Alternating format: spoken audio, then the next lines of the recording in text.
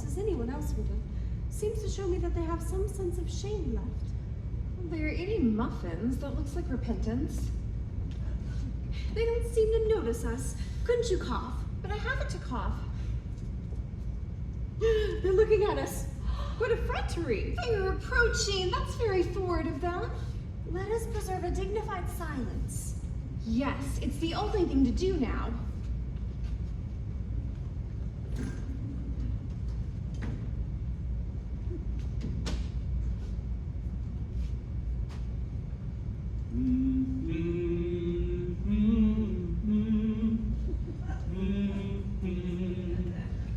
This dignified silence seems to produce an unpleasant effect. A most distasteful one.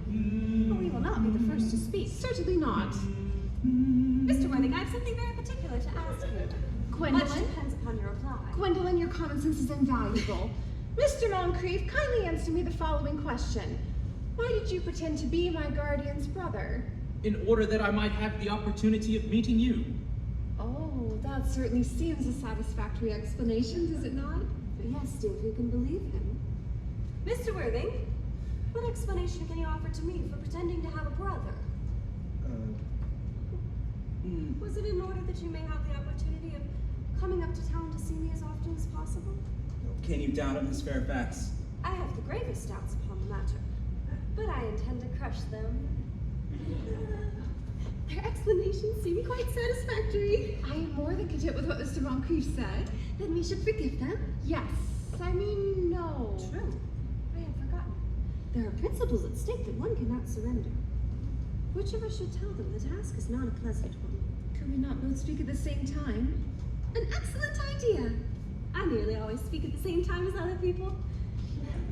Will you take the time for me? Certainly. Your Christian names are still an insuperable barrier. That is all.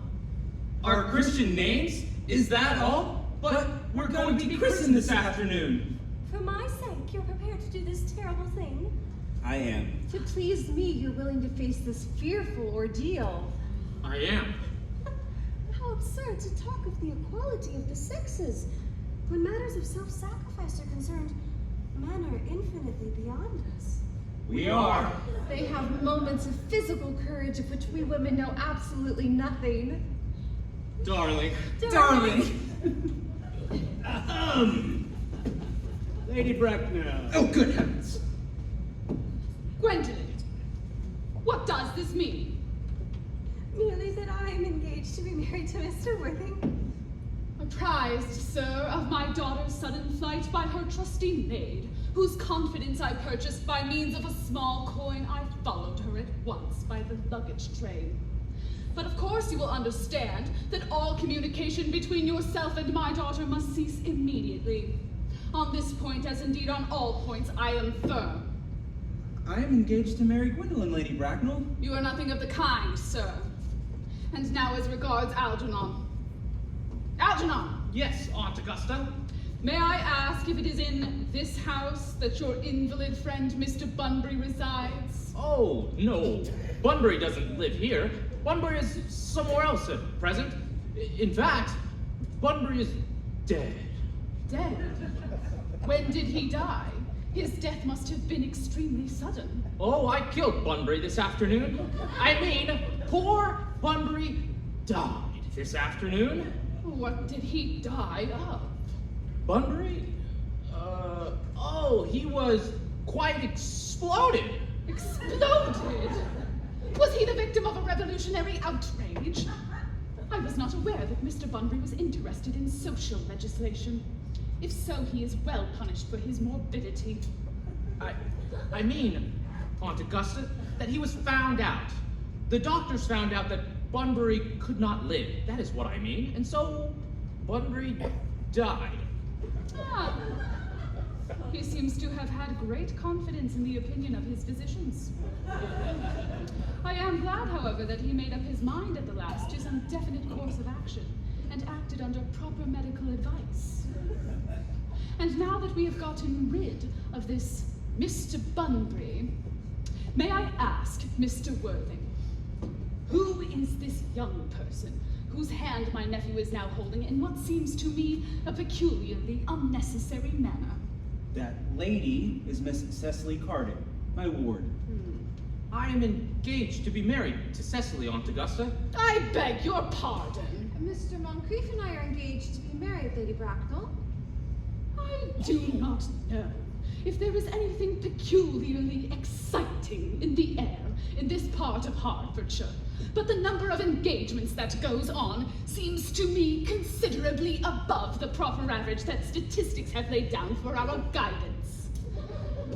I think some preliminary inquiry on my part would not be out of place. Mr. Worthing, who is Miss Cardew? I merely desire information. Miss Cardew is the granddaughter of the late Mr. Thomas Cardew of 149 Belgrave Square, Southwest Gervais Park, Dorking, Surrey, in the Sport, Fifeshire, New Britain. That sounds not unsatisfactory. 3 addresses always inspires confidence, even in tradesmen. However, what proof have I of their authenticity? I have carefully saved the court guides of the period, and they're open to your inspection, Lady Bracknell. I have known strange errors in that publication. Miss Cardew's family solicitors are Miss Orrs, Markby, Markby, and Markby. Markby, and Markby. A firm of the highest position in their profession. So far, I am satisfied. Well, that's very nice of you, Lady Bracknell. I also have in my possession, you'll be pleased to hear, certificates of Miss Cardew's birth, baptism, whooping cough, registration, vaccination, confirmation, and the measles, both the English and German variety. Ah, a life crowded with incident, I see. Though perhaps somewhat too exciting for a young girl. I myself am not in favor of premature experiences. Come, Gwendolen, the time approaches for our departure. We've not a moment to lose. As a matter of form, Mr. Worthing, I had better ask if Miss Cardew has any little fortune. Oh, just 330,000 pounds in the funds? That is all. Goodbye, Lady Bracknell. So pleased to have seen you. Pardon me, Mr. Worthing. 330,000 pounds. And in the funds. Miss Cardew seems to me a most attractive young lady now that I look at her. Come over here, dear. Ah, your dress is sadly simple, and your hair seems almost as nature might have left it. But we can soon alter all that. A thoroughly experienced French maid produces a really marvelous result in a very brief space of time. Why, I remember recommending one to young Lady Lansing, and after 3 months her own husband did not know her. And after 6 months, nobody knew her. Kindly turn round, sweet child. No, the side view is what I want. Ah, yes. Quite as I expected. There are distinct social possibilities in your profile. The 2 weak points of our age are its want of principle and its want of profile. The chin a little higher, dear. Style largely depends on the way the chin is worn. Chins are worn very high at present. Algernon, Yes, Aunt Augusta. there are distinct social possibilities in Miss Cardew's profile. Cecily is the sweetest, dearest, prettiest girl in the whole world, and I don't care 2 pence about social possibilities. Never speak disrespectfully of society, Algernon. Only people who can't get into it do that. Dear child, of course you must know that Algernon has nothing but his debts to depend upon. But I do not approve of mercenary marriages. When I married Lord Bracknell, I had no fortune of any kind. But I never dreamed for a moment of allowing that to stand in my way. Well, I suppose I must give my consent. Thank you, Aunt Augusta. Cecily, you may kiss me now. Thank you, Lady Bracknell. You may also address me as Aunt Augusta for the future. Thank you, Aunt Augusta. Well, I think the marriage had better take place quite soon. Thank you, Aunt Augusta. Thank you, Aunt Augusta. To speak frankly, I am not in favor of long engagements. They give people the opportunity of finding out each other's character before marriage, which I think is never advisable. Pardon me for interrupting you, Lady Bracknell, but this engagement is quite out of the question. I am Miss Cardew's guardian, and she legally cannot get married without my consent. And that consent, I absolutely decline to give. Upon what grounds? Algernon is an extremely, I may almost say ostentatiously eligible young man. He has nothing, but he looks everything. It pains me very much to have to speak frankly to you about your nephew, Lady Bracknell, but I don't approve of his moral character at all. I suspect him of being untruthful. Untruthful? My nephew Algernon, impossible. He is an Oxonian. Oh, I fear there's no possible doubt in the matter. This afternoon, during my temporary absence in London, on a question of romance, he obtained admission into my home using the false pretense of being my brother. He then succeeded in a single afternoon of alienating the affections of my only ward, and subsequently staying for tea and devouring every single muffin. And what makes his conduct all the more heartless is that he was well aware of the first, that I have no brother, that I've never had a brother, and I have the smallest intention of having one in the future. And I precisely told him that last afternoon.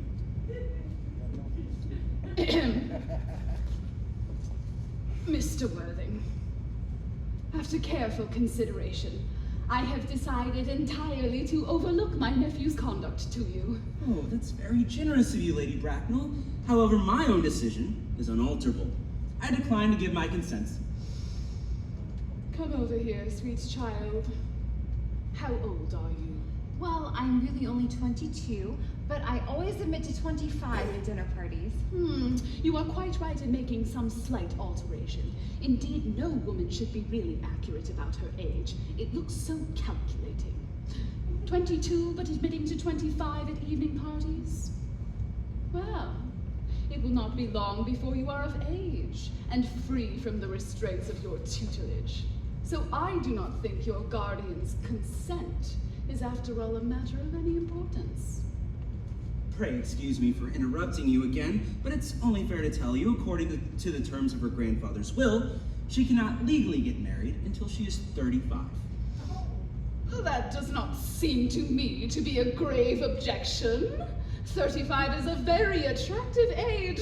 A London society is filled with women of the very highest birth who have of their own free will remained 35 for years. Lady Dumbleton is an instance in point. To my own knowledge, she has been 35 ever since arriving at the age of 40, which was many years ago now. I do not see why our dear Miss Cardew would not be even still more attractive at the age you mentioned than she is at present. There would be a large accumulation of property. Algie, could you wait for me till I was 35? Of course I could, Cecily. You know I could. Yes, I felt it instinctively.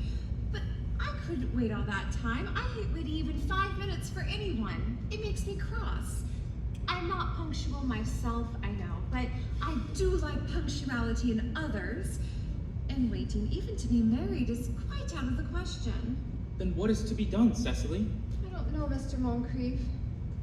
Mr. Worthing, as Miss Cardew states positively that she cannot wait until she is 35, a remark which I am bound to say shows a somewhat impatient nature. I would beg of you to reconsider. Oh, the matter's entirely in your own hands, Lady Bracknell. The moment you consent to my marriage with Gwendolyn, I will happily allow your nephew to form an alliance with my ward. But of course you must know that what you propose is entirely out of the question. Well, then a passionate celibacy is all that any of us can look forward to then. That is not the destiny that I propose for Gwendolyn. Algernon, of course, may choose for himself. Come, dear, we have already missed 5, if not 6 trains. Everything is quite ready for the christenings. Christenings? Sir, is that not somewhat premature?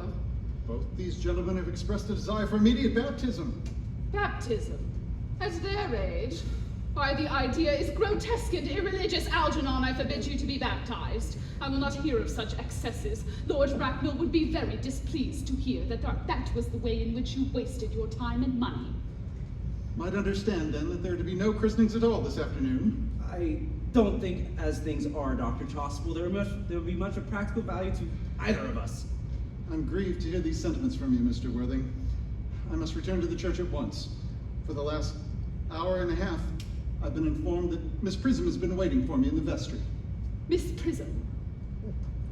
Did I hear you mention a Miss Prism? Why, yes, Lady Bracknell, I'm on my way to join her. Oh, pray allow me to detain you for a moment. This matter may prove to be one of vital importance to Lord Bracknell and myself. Is this Miss Prism a female of repellent aspect, remotely connected to education? She is the most cultivated of ladies and the very picture of respectability. It is obviously the same person. May I ask what position she holds in your household? I am a celibate, madam. Miss Prism, Lady Bracknell, has been for the last 3 years Miss Cardew's esteemed governess and valued companion. I must see her at once. Let her be sent for. She approaches. I was told you expected me in the vestry, Buchanan. I've been waiting for you there for an hour and 3/4. Prism, where is that baby? 28 years ago. Prism, you left Lord Bracknell's house, number 104 Upper Grosvenor Street, in charge of a perambulator that contained a baby. You never returned. A few weeks later, under the elaborate investigations of the Metropolitan Police, the perambulator was discovered at midnight on a remote corner of Bayswater. It contained a 3-volume novel of more than usually revolting sentimentality, but the baby was not there. Prism, where is that baby? Lady Bracknell, I admit with shame that I do not know. I only wish I did. The plain facts of the case are these. On the morning of the day you mentioned, I prepared as usual to take the baby out in its perambulator. I had also with me a somewhat old but capacious handbag, in which I had intended to place a manuscript, a work of fiction that I had written during my few unoccupied hours.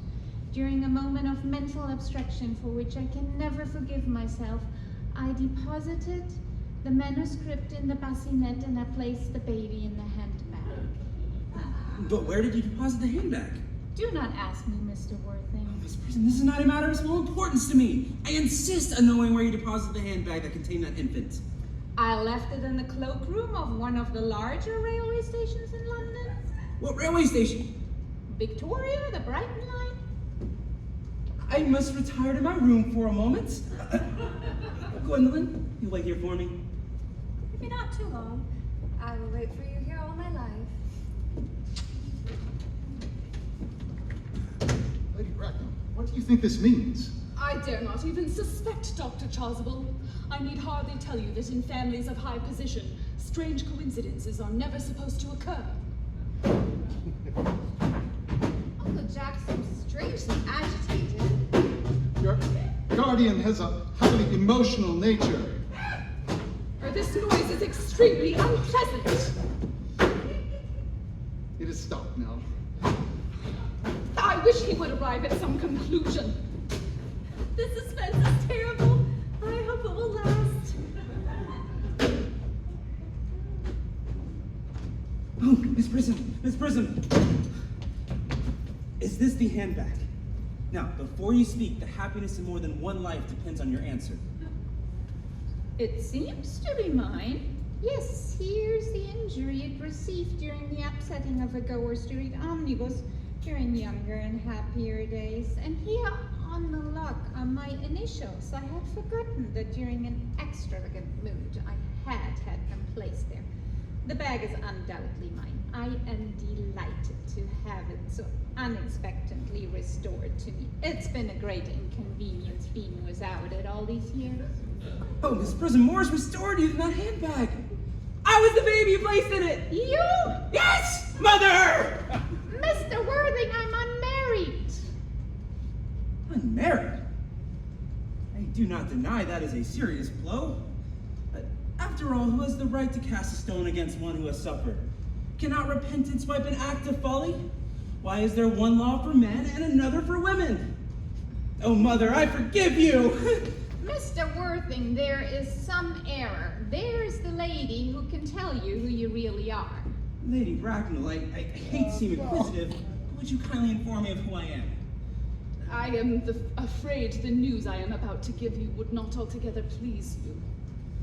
You are the son of my poor sister, Mrs. Moncrief, and consequently, Algernon's elder brother. Algernon's elder brother? Then I had a brother after all. I always knew I had a brother. I've always said I had a brother. Oh, Cecily, how could you have ever doubted that I had a brother? Oh, come here, you young scoundrel. Here. Dr. Chasuble, my unfortunate brother. Miss Prism, my unfortunate brother. Gwendolyn, my unfortunate brother. You'll need to treat me with more respect in the future. Never in your life have you behaved to me like a brother. Well, not till today, old boy, I admit. However, though I was out of practice. My own! But what own are you? What is your Christian name now that you've become someone else? Good heavens, I forgot that point. Your decision on my name is irrevocable, I suppose? I never change, except in my affections. What a noble nature you have, Gwendolyn. This matter must be cleared up at once. Aunt Augusta, a moment. At the time when Miss Prism left me in that handbag, had I been christened already? Every luxury that money could afford, including christening, had been lavished on you by your fond and doting parents. Then I have been christened. It's settled. What was the name I was given? And you can let me know the worst. Well, naturally, being the eldest, you were christened after your father. Yes, but what was my father's Christian name? I cannot at the moment recall what the general's Christian name was. I do not doubt he had one. He was eccentric, I admit, but that was not until later years, and was the result of the Indian climate, and marriage, and indigestion, and things of that sort. Algie, can you recollect our father's Christian name? We weren't even on speaking terms. He died before I was a year old. His name would appear in the army list of the time, I suppose, Aunt Augusta. The general was essentially a man of peace, except in his domestic life, but I do not doubt his name would appear in any military directory. Oh, the army list the last 40 years are here! Oh, these delightful records should have been of constant study. Generals, Malum, Moxiblan, Magley. What ghastly names they have. Markby, Migsby, Mobbs, Moncrief, Lieutenant, 1890, Captain, Lieutenant, Colonel, General, 1899. Christian names. Ernest John! Oh, Gwendolyn. Gwendolyn, it's very oh my goodness, Gwendolyn, I'm so excited. Hi, I remember the general's name was Earnest. I knew I had some particular reason for disliking the name. Ernest! I thought you could have no other name. Oh, dear Gwendolyn, it's very painful for a man to find out quite suddenly he's been speaking nothing but the truth his entire life. Can you forgive me? I can, for I feel that you are sure to change. Oh, my own one. Letitia. Friedrich, at last. Cecily, at last. Gwendolyn, at last. Why, my nephew, you seem to be displaying signs of triviality. Oh, on the contrary, Aunt Augusta, for this is the first time in my life I have realized the vital importance of being earnest. My own Ernest.